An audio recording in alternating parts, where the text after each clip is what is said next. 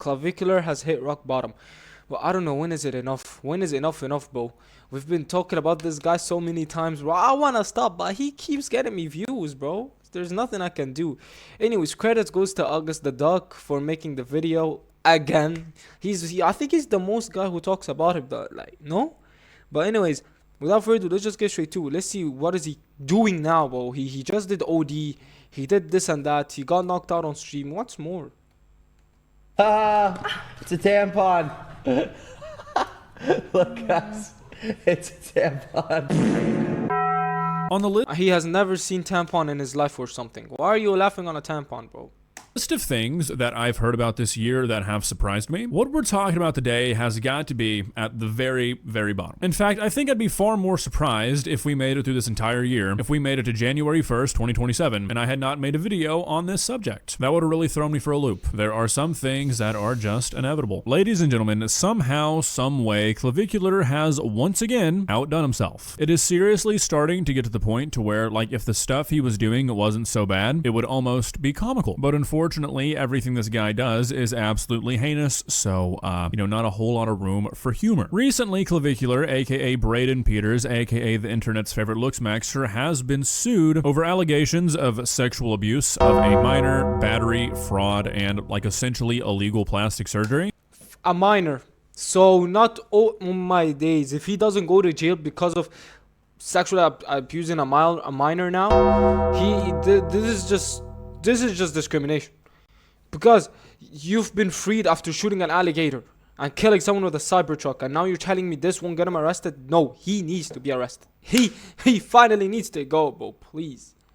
Yeah, this guy's really just speedrunning being the worst person on the internet right now. Now, at this point, if you don't know who Clavicular is, honestly, I would just cut your losses. I'd like and subscribe real quick, and maybe go follow me on Instagram so I can hit 100K, and then just turn off this video, because nothing you're gonna learn is gonna improve your life in any meaningful way. If you've gone this far without learning who this guy is, call it a win. But if you're like me and you're a sucker for punishment, basically, Clavicular is a looksmaxer who's blown up over the last year. If you don't know what looksmaxing is, essentially, it's just trying to make yourself look as good as possible, with a lot of the popular looksmaxers right now using illegal or ill-advised methods to try and achieve that, many of which we will be talking about as we go through this lawsuit. But yeah, basically he is a looksmaxer who's blown up. I feel like it's pretty safe to say that he's been one of the most talked about influencers over the last, 6 months or so, and a lot of that is due to the fact that his online career has pretty much just been controversy after controversy after controversy, with this lawsuit being his most recent notch in the belt. Now, this lawsuit was filed by a woman named Alexandra Mendoza, who's appeared on quite a few of Clavicular's streams, and like I mentioned, in this lawsuit, she's alleging sexual abuse, battery, fraud, and an improper cheek injection, and it looks really fucking bad. I mean, a lot of these allegations have literal video evidence because Now we're going too far a bit. Abuse? Talking about some abuse? Nah, no way. No way you were going that far now. Clavicular was live streaming while he was doing the things that are alleged in this lawsuit. That is so and the lawsuit stupid. itself is what we're going to be going through today. Instead of having to rely on news articles like normal, I was able to find the actual dockets for this lawsuit so we can see exactly what it says, exactly what the allegations are, and just go through it claim by claim. Because it looks really fucking bad. There's a lot of details. There's a lot of things that seem to be sort of... I just want to pause the video to read number 8. Peters has repeatedly bragged about his slay maxing, which means sex with women he meets through his fame. What the hell are we? We're just making up maxing at this point. Like, what are we doing? What's actually going on in this generation? So he's not only getting a file suit or a lawsuit for abusing a minor in a really bad way. I can't say the whole thing because it's on YouTube, but the guy also, I remember he shot an alligator before in a bow, and he killed someone with a Tesla, and I don't know, when is enough now? When is it the time to take actions and arrest this man? He needs to go for good. irrefutable because, like I said, it's just on video, and I just don't see this ending too well for old Clavicular. But there's a lot to go through. There's like 11 pages of stuff, so let's not waste any more time. Let's begin. Please subscribe. Okay, so like I said, this lawsuit was filed by a woman named Alexandra Mendoza, and she's suing Braden Eric Peters, aka Clavicular. It says this is an action for damages in excess of $50,000, exclusive of interest, cost, and attorney's fees, which basically just means that they're seeking at least $50,000 worth of damages. I'm sure it's going to be more, and that number does not include what they're having to spend just to make this lawsuit happen. Now, perhaps the most important part of this lawsuit is the second point of the introduction, which states that Alexandra Mendoza, at the time of the events described below, was a minor, which obviously makes this all a lot worse for Clavicular. Now, the next page is pretty much just describing who Clavicular is, talking about how he's a looks maxer, saying about how he's bragged about his use of illegal substances, including meth, says that he's bragged about, quote, slay maxing, which means sex with women he meets through his fame, says that he's admitted that he oftentimes creates online content so he can be pursuing one-night stands, and how he refers to his one-night stands as a pump and dump. What a hero. Now, according to the lawsuit, all this started back in May of 2025 when Mendoza was 16 years old, and she was paid $1,000 by Clavicular to film videos. Apparently, she was told by Clavicular that he wanted her to be the female face for looks maxing, and that he helped her come up with and script videos. Then, after she had made approximately 4 looks maxing videos for him, Okay, now that is crazy. Now you're paying minors money, $1,000 to be exact, just to get in a video and be the face of looks maxing. Do you like? I want to ask Clavicular a question. How does he feel? How does he feel knowing that he is older than 20? He is like, he's 19 to 20 years old, a grown man, and he's using this for his everyday life. His vocabulary is looks maxing sub 3 and 5. I don't even know what I'm saying. I feel cringe when I say that. How does he feel like? Clavicular offered to pay for Alexandra an Uber to bring her out to Cape Cod to see him. The Uber took her to Clavicular's parents' home. His mother and his grandmother were apparently at the house, and it says with his mother's full knowledge, excessive amounts of alcohol were being served. And at the time, Clavicular was under the age of 21. It says that Clavicular escorted Mendoza to his bedroom, where a computer was set up for live streaming, and inside the bedroom, she was served multiple servings of vodka and became inebriated and visibly intoxicated. Then the lawsuit claims that Clavicular had sex with Mendoza while she was knowingly intoxicated to the point where she was unable to give consent. Also, that morning, while Mendoza was asleep, she woke up with Clavicular penetrating her and having sex with her again without her consent. After this, Clavicular... Now that is actually wild. You gave a 15-year-old, made her drunk. You made a 15-year-old drunk and you did that. Yeah. If this guy doesn't get the death penalty, I swear to God, I'm gonna crash out. You deserve a death penalty, and I'd be happy to live stream that for sure. Live streaming is death penalty, bro. Just imagine, bro. I know I'm gonna get demonetized for it, but just seeing him, how? I just wanna know, what the hell does he do, bro? So not only you gave her alcohol, but she was so drunk that you did this to her without her consent. And when she woke up, imagine you wake up and you see Clavicular like this on your face while hitting it, bro. Like, this is just funny and stupid, bro.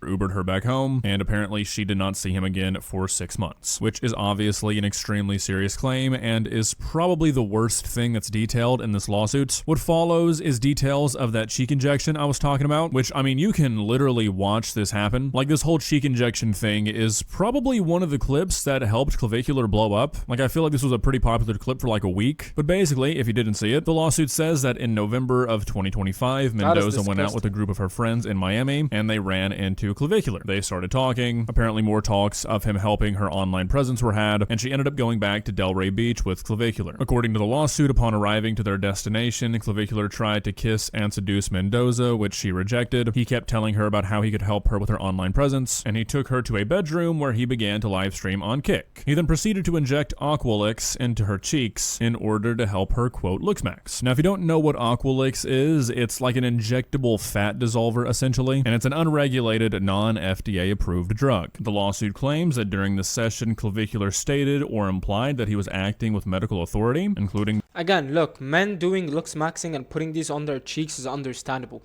But, whoa, pause. Talking about cheeks, not cheeks. I pause. What the hell did I just say?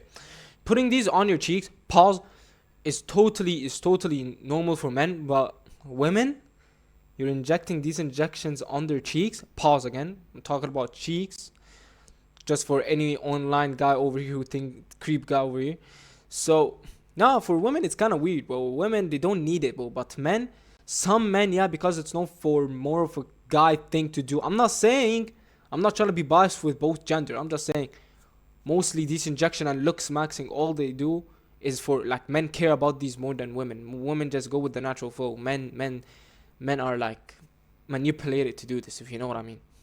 By referring to himself as a doctor or otherwise holding himself out as qualified to perform the injection. It then lists off a bunch of facts like the FDA has warned that fat dissolving injections are not FDA approved and can be harmful. Clavicular was not a physician. Clavicular was not licensed to practice medicine in Florida. Clavicular was not authorized to inject the plaintiff with any drug, medication, chemical, or fat dissolving substance. He never notified Mendoza that he was not authorized or licensed to perform injections. She did not provide legally valid consent for Clavicular to inject her. Neither did her parent or legal guardian. Nevertheless, Clavicular still injected her multiple times. The lawsuit also claims that during the video, Clavicular stated or suggested that meth had been added to the injection mixture, and after the first injection, Mendoza appeared drugged on camera, and that she believes she may have been injected with meth or another undisclosed substance. Now, according to the lawsuit after this, Clavicular and Alexandra saw each other a handful of other times, including instances where Clavicular apparently paid bouncers to let in the underaged Mendoza into bars and purchased alcoholic drinks for her. Then, in early 2026, Mendoza signed a contract paying her $15,000 a month as a social media promoter for an online trading platform. However, apparently around this time, Clavicular began a campaign to discredit Mendoza, and this resulted in Mendoza losing her sponsorships. Now, the next few and final pages of the lawsuit are pretty much just reasserting the claims, specifically the one about the cheek injection, because that honestly seems to be the main focus of this lawsuit, which I'm gonna assume is probably because it's like the easiest one to prove. You know, it's on camera, it's filmed, but it talks about how the cheek injection constitutes an act of battery, how it caused emotional suffering and damages, and how him not disclosing certain facts about the injection was an act of fraud. Now, in this lawsuit, they're demanding a trial by jury, and the amount of damages that they're seeking is whatever the court deems just and proper. So they're not naming a specific number, which all of that is pretty common, very normal. So, I mean, I'm pretty curious to see how this all ends up playing out. Like I mentioned, it seems like the Aqualix injection is the main thing that this lawsuit is focusing on, because, I mean, the claims of battery, the claims of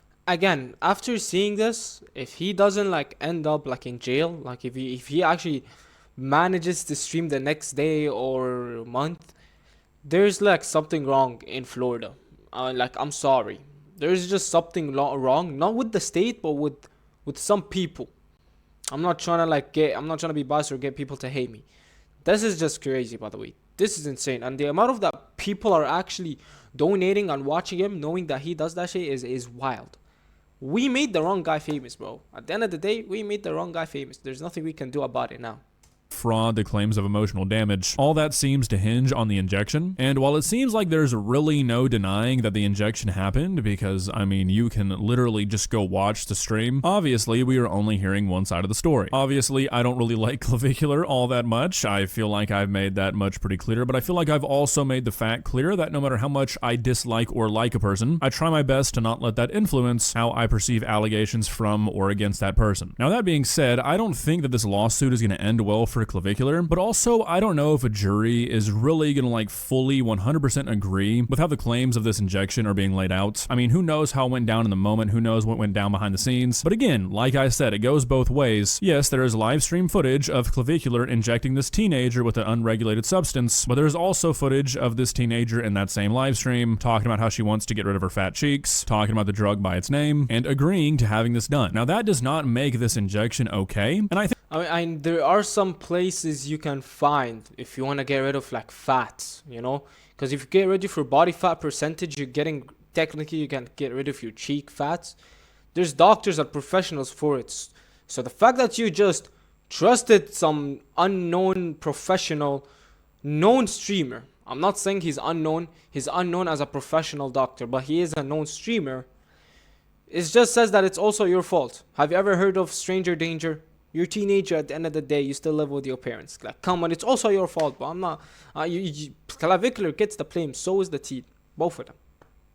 I think that she obviously still has a lot of legal ground to stand on, but I don't really like the way that the lawsuit frames this as like one giant deception. Like it goes into detail about how Clavicular was not medically licensed and how this was done without parental consent. No shit. Like this is really my main and only complaint with this lawsuit. This idea that a 17-year-old thought that a 19-year-old was somehow medically licensed or qualified or cleared in some sort of way to do essentially what is like light plastic surgery on her in a bedroom, I can't buy into that. I'm sorry. And I think that the way the lawyers chose to frame all that is really going to end up hurting the perception of this lawsuit, because I think everything else is very solid. But again, this idea that she was like deceived into thinking that Clavicular was a doctor, I mean, come on. I have no doubt that a lot of the other claims of deception and fraud are 100% true, and that Alexandra truly was deceived. But when it comes to this, I've got to push back a little bit. I cannot buy a 17-year-old thinking that a 19-year-old was actually licensed or qualified to do something like this. Like a main point of the fraud allegations is that Clavicular failed to provide the material fact to Alexandra that he was not a licensed health. Yo, the problem is he's 19. Like, I'm 18. Just to tell you, I'm 18. He's 19. He's older than me by a year. He's born in 2007. How do you manage to do ODs, 24/7 parties, injection, all that? Where's your dad and mom? I'm actually concerned on Clav's parents now. Where are they? How do they allow their son to do that? You know what I'm saying? Care provider. Like, are we serious? Really? Clavicular needed to say that? He needed to provide the fact that as a 19-year-old full-time kick streamer, he had not completed medical school? Like, that just seems like we're kind of pushing this to a place where it doesn't really belong, and I think that's going to hurt the credibility of this case. I think a jury's going to hear that, and they're not going to like it. Again, none of this makes his conduct legal or responsible or something he should go unpunished for, but I mean, when you get in front of a jury and you say Clavicular committed fraud because he did not tell this woman that he wasn't a doctor, I think you're going to lose a lot of people. That's all I'm saying. Like I said, I think everything else, all the other claims are pretty damn solid, but that just stood out to me as something that was a little weird. I'm curious to hear what your guys' thoughts are. Like I said, I don't see this ending very well for Clavicular, though I'm sure he'll probably just end up settling out of court, and I really wouldn't be all that surprised if one of his backers just pays it for him. This guy has so much support right now and so much pull that it's kind of absurd, and what's even worse is that, unfortunately, everything that's alleged in this lawsuit is shit that his audience is not going to care about. Really, it's stuff that they might even praise him for. So, I mean, yeah, it might hurt his pockets temporarily, but even if this lawsuit is successful, I don't think anything meaningful is going to come out of this, which is really fucked up. Well, guys, what are your thoughts? Like I said, everything in this lawsuit looks really fucking bad to like a normal person, but unfortunately, most of Clavicular's fans are not super normal, so I just don't think that they're really going to care at all. Like I said, I think they're probably going to end up praising him for half of this shit, if not just all of it. If he does settle out of court, I feel like there's a good chance that it won't even end up coming out of his pocket. So I mean, other than like the victim getting some compensation, I don't think this lawsuit is going to do anything. Like, I don't think this lawsuit is going to be like the final straw for anybody. I don't think anybody was like, Now, if you think about it, there's over 64 lawsuits to go through, by the way. Not lawsuits, but like complaints to go through. If he doesn't get some kind of punishment, then like there's something wrong. Or like, I'll also not be surprised if he gets away with it, but he needs to get something. He deserves something at least, bro. Like holding out for Clavicular, and are gonna hear this and be like, what? This guy was willing to commit a crime against a woman? I'm out. Like, I feel like everybody's sort of already made their mind up on the guy. He's done plenty for the average person to form an opinion. So unfortunately, I just don't think this is gonna affect him in any real way. What a great world we are living in. So yeah. Again, that is actually wild. Anyways, really there's nothing much to say. I hope you guys do enjoy, and I hope you did enjoy that video, and have a great rest of your day. See you guys on the next video, I guess, and yeah, peace.